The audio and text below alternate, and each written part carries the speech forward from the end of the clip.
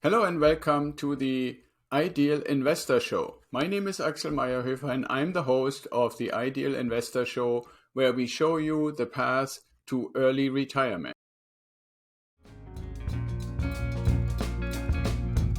And to our audience. So maybe as the first thing, you could introduce yourself a little bit and your background about the title company stuff and so forth. Yeah, sure. So I'm Mike Ham.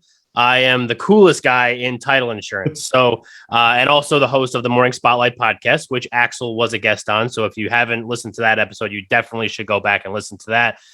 So I've been selling title insurance for, at the time of this recording, about 4 years now. And so I started back in 2017. Before that, I was a college baseball coach. So I really came into this with no background in real estate whatsoever. It was at the time when I first took this job, it was just a job. And then kind of over the last 4 years, I've just kind of immersed myself, found different ways to provide value, different ways to kind of connect with other different kinds of clients. I think I had the audacity almost to think that I can connect with the biggest real estate attorneys at the biggest law firms here in New Jersey. That's where I'm based. And title insurance, I mean, California, I know, and other parts of the country are a little bit different. New Jersey, doesn't matter what company you go to, you're going to charge the exact same price for the exact same product, essentially. And a lot of states are like that, but not all 50 states. So I need to clarify that before I keep going. But and then I was not happy. I was like, I need to find a new job. And I was only in this job for maybe like a month or two at the time. But then I realized at the time I was 27 years old. I was meeting associates and young partners at some of these bigger law firms, and people that were in the title insurance world weren't showing them a lot of love.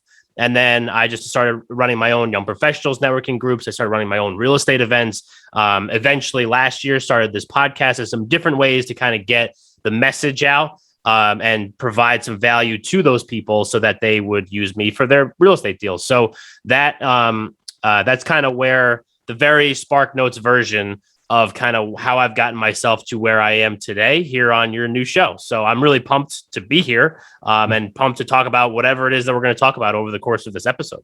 Yeah, absolutely. And thanks for describing this. And maybe before we go into your, passion of networking and making connections with people, for our audience, we are following this out-of-state turnkey residential real estate investing strategy that we discussed on your show. And one of the things that is not getting a whole lot of attention is the value of title insurance. Can you maybe just educate our audience a little bit on why, even if it is not necessarily always required, but as an investor or even for your own property as a occupant, why would you recommend for people to get title insurance? Yeah, absolutely. So I'm going to preface this answer by saying title insurance, and because you're in real estate, you may know, is not exactly the most exciting thing about real estate investing or real estate in general. So I'm just going to put that on the table, but I'm going to do my best to explain this in a fun and educational way. So title insurance is different than any other kind of insurance you're ever going to buy in your entire life. So you think car insurance, you think homeowners insurance, you think life insurance, you think health insurance, whatever it is. Those are premiums that you're going to pay maybe every month, every year, whatever it is, for anything that's going to happen in the future. Title insurance is the only one that you pay. It's a one-time premium that you pay at your closing. In some states, the seller pays for it. Some states, the buyer pays for it. But for my purposes here in New Jersey, the buyer pays for it for anything that's happened in the past on that particular property. So let's say, just as an example, there's a lien on the property that you're buying. And the guy that sells you the house or sells you the property, you decide you're not going to get title insurance. That guy has this outstanding lien. It could be a mortgage, could be whatever. And you take ownership of that property. Now you take ownership of that mortgage, that lien on that property, right? So it doesn't follow the guy that had it before. It's now your problem to deal with. So what we do is we go in, we search the county records offices in certain counties here in New Jersey and other counties around the country. What they'll do is they'll literally go into county records offices, like pull books off the shelves, binders of old deeds and documents from 1800s or whatever. And what they do is they put together basically like a history lesson of that particular property. They take it. We look at all the outstanding issues with that property so that when you do take ownership and title is conveyed to you, you know exactly what it is that you're buying. And what we do is we make sure that all of those liens are taken care of prior to you, turning the key and entering that front door. So that's ultimately the most important part about title insurance is you need to know what it is that you're buying. And it's an investment, whether you're buying your first ever home and it's $100,000, whether you're buying $100 million commercial property, that's a big investment. Whether it's small or big in the grand scheme of things is irrelevant. That's a big investment for whoever the buyer is. And you need to make sure that whatever you're buying, you know exactly what it is that you're getting. So we make sure that you know that. Another example, let's say the power company has an easement through your backyard and they have a power line running underneath the ground. You buy your house, you get in there, you want to put an addition on the back. Next thing you know, the power company needs to get down to that line and you have this addition back there and they got to rip it up. Obviously, you don't want that, right? So that's where title insurance can come in. So boundary lines, all these different kinds of things that would protect you in the event of something that before you even took ownership of that particular property, you're covered for that. Absolutely. Thank you. That was a great explanation, Mike. And one thing, and maybe one more example, literally that happened to me, where you would say, how crazy can things get, right? Yeah. So I once bought a property, just a piece of land that I had originally the intention to put maybe a little log cabin for vacation times and stuff on it.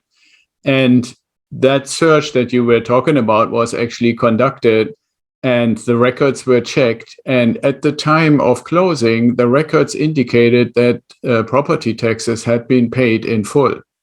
The thing that nobody had anticipated. So I bought the property, everything signed on the dotted line and so forth. And about 2 years later, I get a bill of about $2,500 for unpaid property taxes in the past. Yeah. And what turned out to be the case is that search that was done that you just spoke about was in a sense done in a kind of digital way to say, is property tax paid according to the county records, not even recognizing that the county, this particular county is very rural.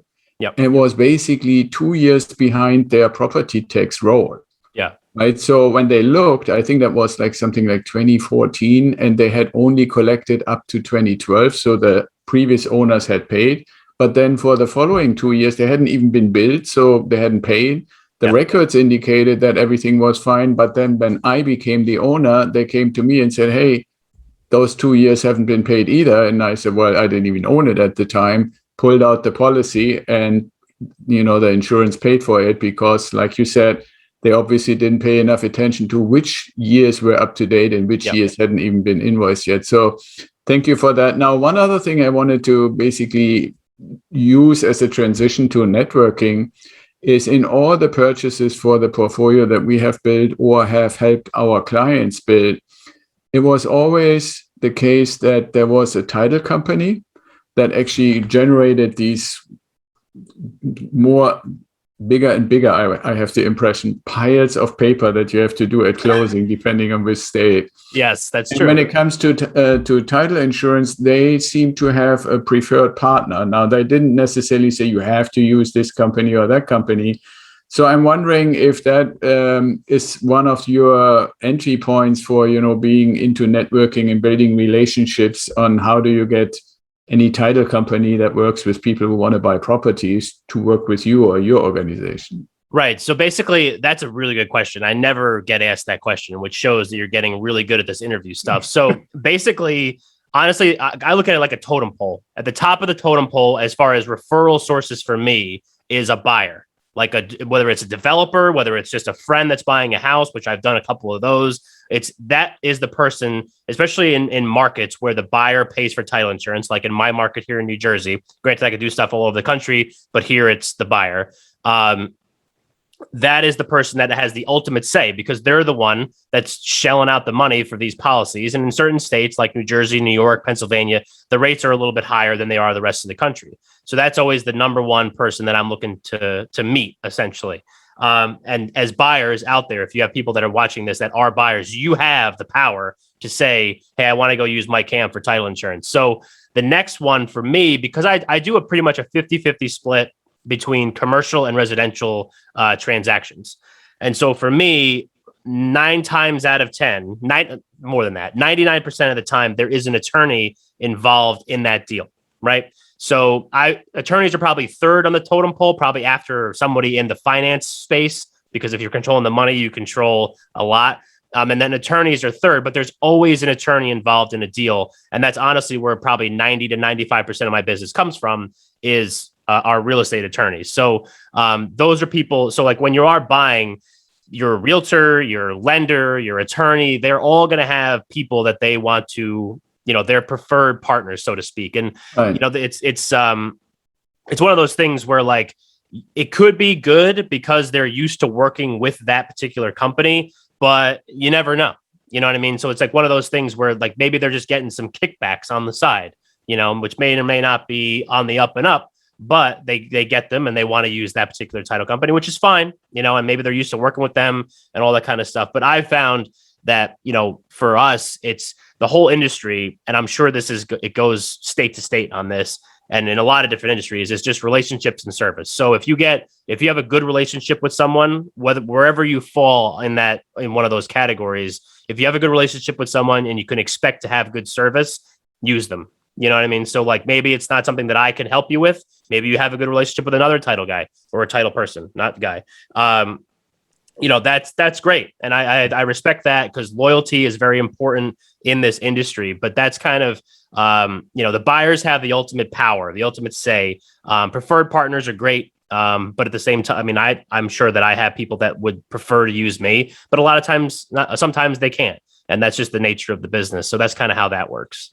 Yeah, absolutely. Thanks for describing that. One of the things that what you just described, I'm reminded by is when people come to us at Idea Wealth Grower and say, what are all the things that we are going to learn or that you're going to help us with? And one of the things that I really would elevate above a lot of the other minutia is that I'm trying to encourage people and help people to learn how to ask questions and how to ask better questions, right? Like one of the things, and it is not just for title insurance, but so many aspects in the overall real estate investing, or even if you for yourself buy a piece of real estate, is to ask good questions. Like, for example, if you have this preferred partner that I or whoever the buyer is may not ever have heard about, tell me some examples why this is somebody I should work with, not just because you prefer them, whether you have a kickback deal or affiliation or something like that or not, but give me some examples.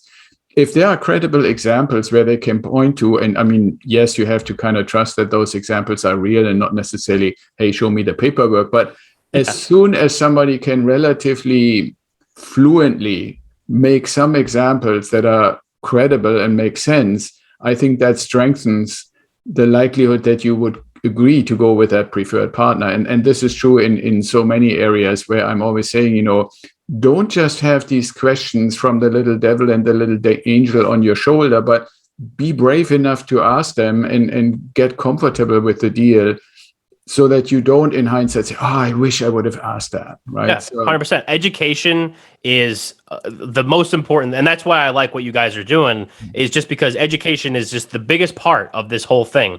Because a lot of times, I have friends, even like colleagues, networking partners of mine that are maybe not, they could be either part of the real estate industry or not, that have, let's just say, bought a house. And they have no idea at their closing table that they were signing checks probably to Chicago Title or Fidelity National Title Group or whatever it is, because it's just like they just get in this check writing mode, and they're just like, yep.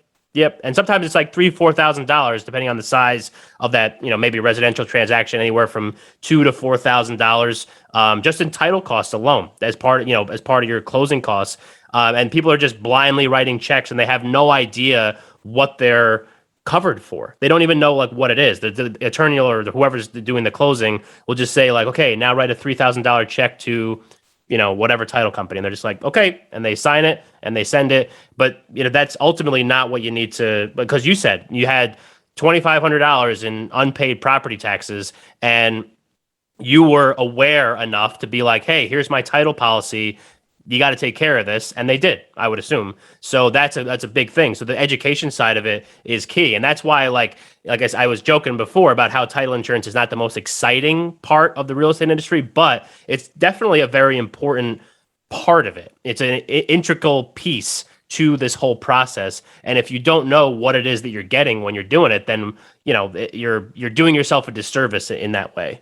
Yeah, absolutely. And thank you for pointing this out. I mean, besides the fact, if you just take my little example, when we go to the properties that we typically suggest for people who want to get into passive income generation, ultimately reaching their time freedom point and purchase properties as investment properties that perform, you're looking at least at the beginning, anywhere between maybe $150 to $250 a month. So if you take my example, that $2,500 bill is basically knocking out one whole year of cash flow that you would have otherwise had you not gotten the insurance. So it has a practical impact on, and this is just for one property. Now, as we help people or try to help people to build a portfolio, there can be all kinds of stuff in all kinds of different cases of properties. Now, you said when we started, you first got into this without much knowledge, and then you first thought, well, maybe I don't want to do it, and now you're kind of very passionate about it, and I think that comes across. But it also, from what I heard you say, goes into more interest in other things in real estate. So can you tell us a little bit, what else have you learned and maybe done since you started into getting more and more information connecting to people in real estate? As far as like just a networking type of thing, or the podcast? Well, both the networking, who have you met, and maybe has anybody inspired you to say, hey, maybe I should invest in the property? So I want to start investing in real estate. I just have not yet. So I'm just going to lay that out there. But I've met so many cool people, even before I started doing the podcast, which has been just a huge difference maker in the size and scope and geographical footprint of my network, that I've just seen all different ways that people are doing it. Like the way that you do it is different than every other person that I've had that invests in real estate. So then it's just like, okay, now I got to figure out which one is the one that works for me, right? Because for everybody, they all have different interests or areas or whatever that they want to invest in. But for me, the networking side of it has been just the biggest. I mean, that's basically what my job is, right? So if I'm selling title insurance in New Jersey, it doesn't matter what company you go to, you're going to get charged the exact same price for essentially the exact same product, because it's all regulated by the DBI, the Department of Banking and Insurance. They take care of the rates, and we just sell the stuff. We do the work, and everybody else gets what they need. So relationships and service, I got to go out and I got to meet people. And that was very difficult at the beginning because, like you said, I had no background in real estate before I got in here. But then once I got maybe like my first in-person meeting and I realized I didn't know anything, they're asking me questions and saying words. I'm like, I don't even know what it is that you're talking about right now, which forced me to kind of just educate myself as best I could on all the different aspects of what could go into a real estate transaction that I would be involved in. Then the bigger my network got, and the more I started, meeting people that were maybe not directly involved in my industry. So maybe not directly in like, buyer, lender, real estate attorney, closing, but just like maybe commercial real estate brokers or CPAs or whatever else, and figuring out how I can interweave them into this network to start making maybe deals happen. Like, who could I introduce to who to make a deal happen? And then I get, my stuff on the back end from the title insurance standpoint. So that's kind of how I've approached it, is being able to put people in positions, whether it was prior to, 2020 and starting the podcast, it was that trying to, connect the right people with the people that they need to do business together and then benefit from that. And then now it's become this thing where now that my network is so much bigger and I have such a different scope of people, now I'm able to kind of use that, but on a larger scale. And in reality, just as, I've done pretty well this year. And I think it's directly related from just being someone that is constantly trying to provide value and make connections, and then ultimately try to make some money on the back end of those things with the title insurance deals. And that's what it's all about, right? Everyone's looking to make money. And if I could help them do that, then that normally helps me do that. So it's just, that's the way it works for me. Yeah, and that's really a great point. And I really feel, Mike, and I'm saying this to everybody, don't be apologetic. When you provide a service that is in the top level, like in the top 10% of quality, then you deserve to be the one that people call on. And when you do your job and provide that service, you deserve to be paid for that, right? I really don't want to get on my soapbox, but I'm a little bit sick and tired of us having to apologize when we are successful in what we're doing. And people acknowledge that. And I have not met anybody who says, well, I got great service, but the person doesn't deserve to be paid. Yeah. Right. So I think that's an important thing. Now, one thing I wanted to touch on with you, because you have now had the opportunity to talk to a lot of people in different facets of the industry. I have the impression that we have more and more been conditioned through the media, whichever part of the media you look at, that we always have to make a decision between what's good and what's bad, what's right and what's wrong, what's left and what's right, and so forth. And in real estate investing, I am actually detecting in the mass media, at least, that there are the evil landlords. Real estate is only for the top 1% or maybe the top 10%, but not for normal people. And even though we are working very actively with all our efforts through websites, through articles, through newsletters, through YouTube channel and so forth. But I'm really curious, by getting kind of like engaged and exposed to the community from a relatively new kind of novice perspective, what's your impression? What have you found? And how much would you say of this kind of drumming the drums, you have to either be the victim or you be on the rich people side? How much do you think of that is actually true?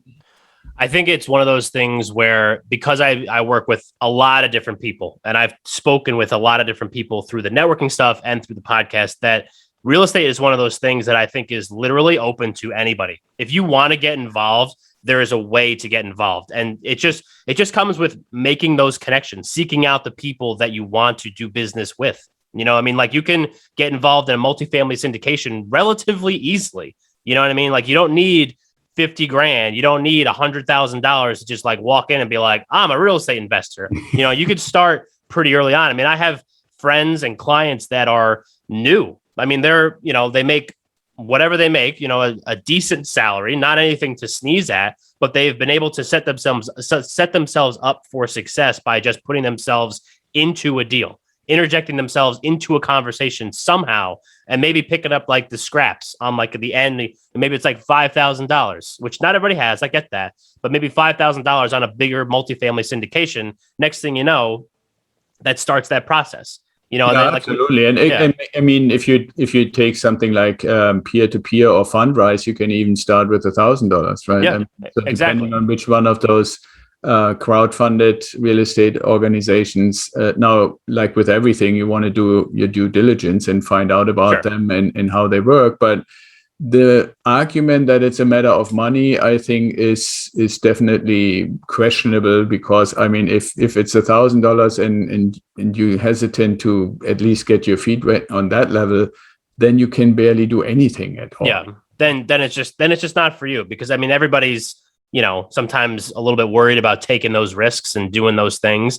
But the people that are ultimately successful as they get more and more successful, they have to take bigger and bigger risks. That's ultimately what it comes down to. So early on, your risk may not be that large, but that gets the clock started. And then as you kind of progress, you start developing more cash flow and, you know, acquiring more properties or whatever it is. I mean, I see it. I watch people do it. I mean, it's a shame that I don't do it myself. Eventually, like I said, I will. But it's one of those things where I've watched people go from maybe 3 or 4 years ago when I first started, maybe buying their first couple properties. Now they're buying their 9th or 10th or 11th property, and I'm still working with them because we have a good relationship. And that's one of the things you just watch. I mean, they didn't walk into it with, like we said before, like $100 grand and, you know, properties out the wazoo. I mean, they came into it with, they had an idea in their head of what they wanted to accomplish, and they knew they needed to start at a certain level, and they just keep leveling up from there, and then developing some cash flow stuff, and then it all works from there.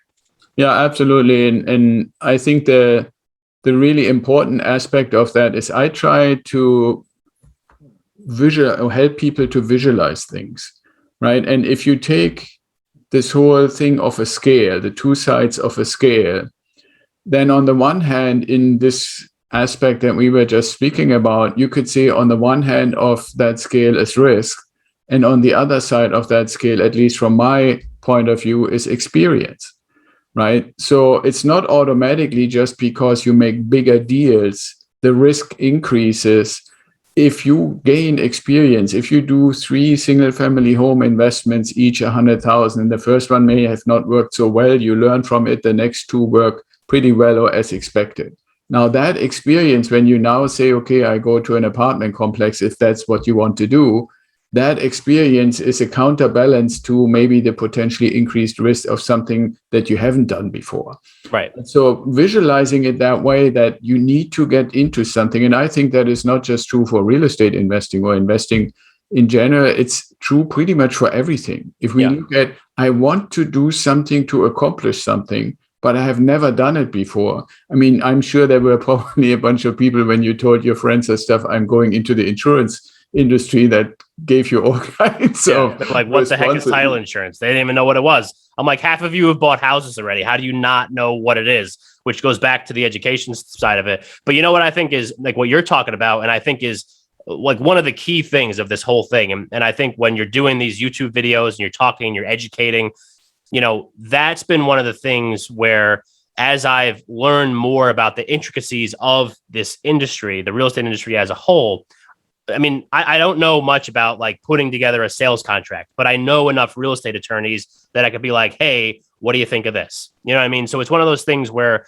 you may not know. I mean, you talk about experience, but another key aspect of that, like we said before, is the education side of it. And the education side of it includes seeking out people like yourself that have done, it's like the Malcolm Gladwell 10,000 hours thing. Right. Why not leverage someone else's 10,000 hours and get on here and learn from someone like you, or someone that's been doing it, or someone that's involved in the industry in whatever it is. I mean, you said not even just real estate. It could go for anything. I mean, just starting a podcast. I sought out people that had been doing a podcast a lot longer than me and asked them questions on how to best put my stuff out there and get it as many eyes and ears on it as possible. And I think that's with anything. Like, you need to be able to find the people that you respect, you like what they do, you like the kind of investments that they do, all that kind of stuff, and then use that to, like you said, I mean, maybe the one deal doesn't go, and you're gonna some of the stuff you have to learn from experience. It just goes without saying. But then you're able to kind of maybe put yourself into a better position to start because other people have gone through those same things, just like you are right now. Yeah, absolutely. I totally agree with that. And one of the things, at least I would have to say, and I would like to hear if you have a different opinion or the same opinion, in this community of people who either themselves or helping others or educating others about investing in real estate, yes, there is a certain aspect of making money through these activities. But I really have to say, and I have the benefit of having been in the consulting and still being in the consulting industry. I've been in the military and other places. The real estate investing community in and of itself, I've always experienced very much as willing to help each other and not make, hey, I need to make money or I need to charge you something, the first most important thing. It's this arc of, well, let's see where we can go. Let's see if what I do is right for you. And I'm happy to help you to at least understand what we're doing before. Like you said earlier, right there, all these insurers and title insurance providers are the same. So, what makes Mike different is the way he treats people and engages people. Otherwise, the product is probably the same. The price is probably the same. So to get that engagement going, I have always felt that this community in real estate investing is actually rather nice compared to some much more cutthroat community. So what's your experience? 100,000 million%. I mean, that is so spot on. It is like this real estate world. And granted, before I even I knew people that invested in real estate prior to starting the podcast. I've met way more, like we talked about, doing the podcast. And one of the things that I've noticed is the idea that like people that they wanted, like you wanted to come on the show and talk about how you structure your stuff. I mean, people that do the multifamily syndication, which I referenced earlier, they want to come on. They want to tell you exactly how they do it because they want you to get involved. And it's one of those things where when you're doing deals, you don't want to be the guy that's like, very close to the vest, not, like getting involved or sharing what you do, because then nobody's going to want to work with you. People want to do the business with the people that they know, like, and trust. So if you have an opportunity to put yourself out there, say like, hey, this is how I do it. If you want to get involved, let's do it. That helps you. And then if you see somebody else, then maybe you're more willing to do a deal with them and that kind of thing. So I found it to be extremely collaborative, and the people that do it are so amped up to come on and talk about how they do it, what they do, all that kind of stuff, how they put their teams together, like where they invest in, why they invest in that area, the types of properties that they're investing in. It's to me, it's almost been a little bit eye-opening because I was kind of maybe thinking similar to what some people may think, is that nobody's really want to talk about how they do it because maybe the way that they do it is the best. But the more I've talked to people, the more I realized there's people coming out of the woodwork that want to come on and talk about, this is how I, invest in warehouses in Alabama. And it's like, okay, great. Let's talk about that. But they want to know, they want to share it because they want people to get involved with what they're doing. And that's the number one thing. So you'll be surprised with how many people out there, this is for the listeners or the viewers or whatever, that how many people, if you reach out to them, they will reach back out and respond to whatever it is that they have that you have and answer whatever questions that you may have, because they just want people to get involved and they want everybody, rowing the boat in the same direction, I guess. Yeah, absolutely. And I mean, one of the things that I found and a lot of our clients are oftentimes somewhat surprised about is they always think it's like in many other industries that you need a ton of different, right? Like all kinds of different places to find properties, all kinds of different lenders, all kinds of different insurance providers. And the reality is, and anybody who's done it for a little while will find, the reality is you find trustworthy, high quality people in each one of those areas. And like when people ask me, oh, how can you handle this, all this? You must work day and night. I'm saying, no, I have 3 turnkey providers. I have basically in each of those locations, one title company that also provides their preferred title insurance. I have one lender nationwide, right? And I have one insurance guy in Idaho who has a nationwide insurance company for all my property. So, but it takes a little bit effort to develop those relationships, which I think is awesome that you're doing all this reach out and this networking and so forth and bringing the community together. But it's not like I need a completely new set of relationships every time I want to get into a new deal. Exactly. It's trusting long-term relationships. And I know people who have had the same relationships to their people for decades, right? So that's actually really a nice thing in this industry. So as we're coming a little bit closer to the end, I wanted to ask you if you're ready for a few like rapid response kind of questions. Ready to go. Okay, cool, Mike. So is there anybody you would say that's really a person that I admire? And if so, who? So I would say probably my dad. I can say my dad, right? Yeah, totally. Yeah, cool. So my dad, so he actually works in the title insurance industry also. So he's our regional counsel with Fidelity National Title Group. There's the plug for the company right there. But so he's worked in the title insurance industry for like 35 years. And you work at something that long, you develop a lot of respect, I think. And just watching him go about his business and how he treats people, how he communicates with, whether it's people within our organization, whether it's with clients that maybe are my clients or other sales reps' clients, just how he treats people was kind of how I learned how to go about that. And then him knowing as much as he does just about title insurance has kind of given me an opportunity to be like, okay, this is how I need to know what I'm talking about. I can't just be like, I sell title and then just take orders. It doesn't work that way. So just how he operates and how, No, how he operates and how he goes about his business, especially in the world that I find myself in now. I mean, obviously for a variety of other reasons, because he's my father and I love him and I've Right, totally. looked up to him my entire life. But just in this business world, how he goes about his business has been something that I've come to try to emulate. Because when I go into a big law firm and I say I'm Mike Ham, and they say, "Oh, Gary's son," and I say, "Yeah." That's obviously something that I can't screw up. He worked really hard for that, so I got to make sure that I'm bringing what he brings to the table. I obviously do it with my own little flair, as you could see, but still, we get the job No, done, absolutely. and we do it the right way for sure. Yeah, that's a great example. So the next question is, if you had to describe yourself in 3 words, what would they be? Oh, now is this like 3 words like a sentence, or 3 words like 3 individual words? Individual words. Individual words. Okay, so positive. I generally think as myself as a very positive guy. I mean, we even if the answer is no, we'll figure out a way to maybe make it less of a no. You know what I mean? Trustworthy. If you ask me for something, I'm gonna get it done. And energetic, you know what I mean? Because who wants to work with somebody who wants to work with somebody that's a dud? Honestly, let's be real. So that is all the things that I bring to the table, which is why I think I've had success, because people like me, they like being around me, they like the work that I do, they like the service that I provide, and they know that when given the opportunity, I'm going to get the job done. So energetic, positive, trustworthy. There you go. 3 words. Very good. Very good. Yep. That's why I like you. The next to last question is, if you had a time machine and you could go back in time, where would you go and why? Oh, wow. That's a good one. Back in time, I think I would go back to, I think I would go back to like the 60s. Because I mean, I'm only 31 years old. So, that's still 30, 60, whatever it is, 60 years ago.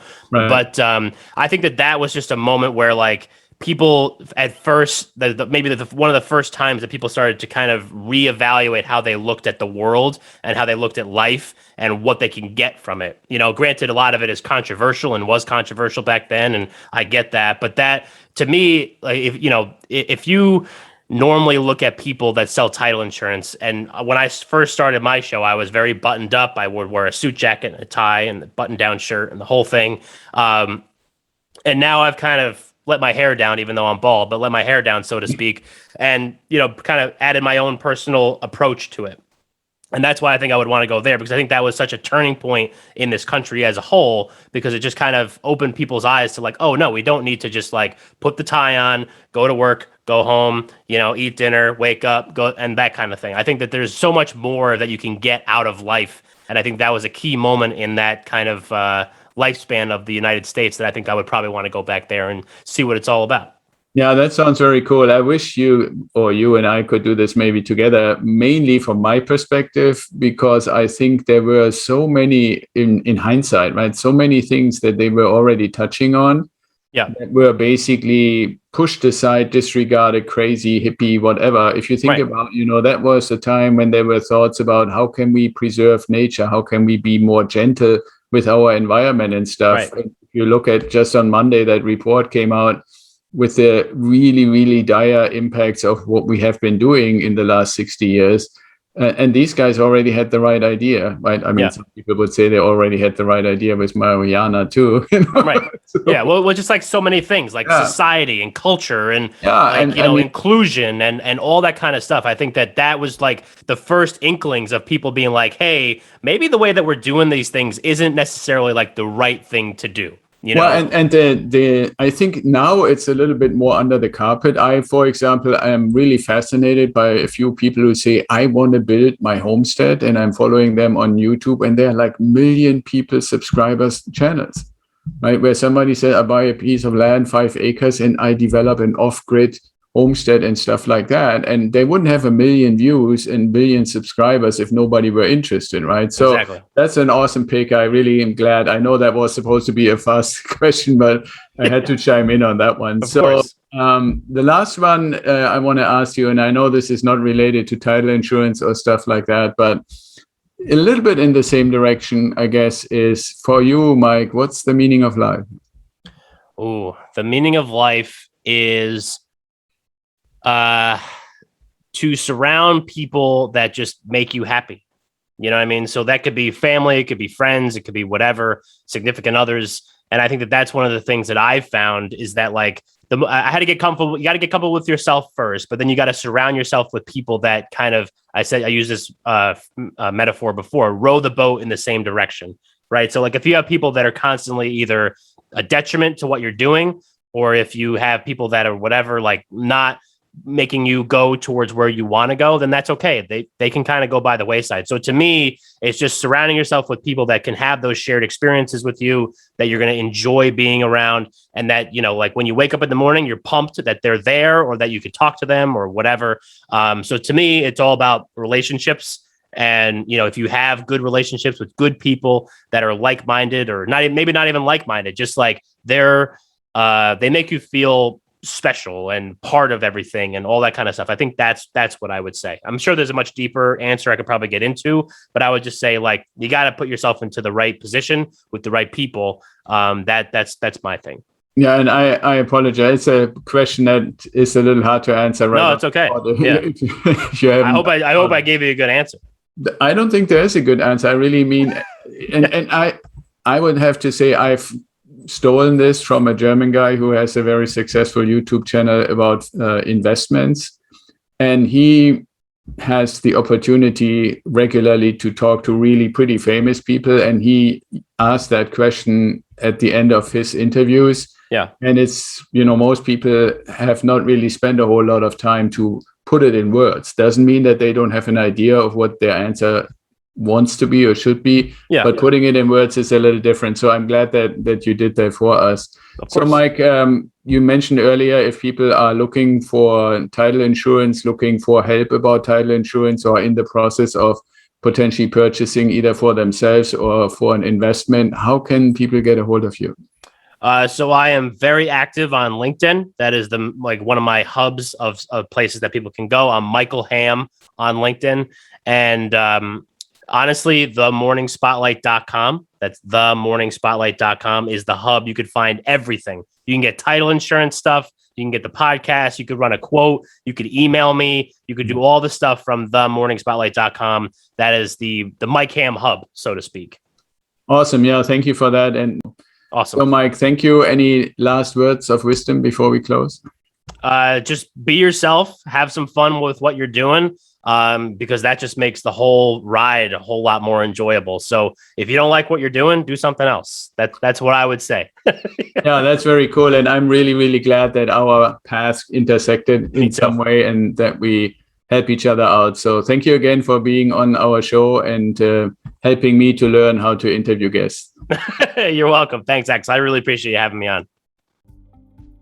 Thanks for listening, and I hope you enjoyed today's episode of the Ideal Investor Show. More info and the links we mentioned during the show are in the show notes, or you can go to our website at idealwealthgrower.com and find them there. Sign up for the Apple Podcast link, the RSS feed, the Spotify link, and if you like to talk to me, please sign up for a strategy call at idealwealthgrower.com. So hopefully you want to share what you learned with your network and bring more people in. We are really eager to hear your comments. And until next time, be well, stay safe, and ciao.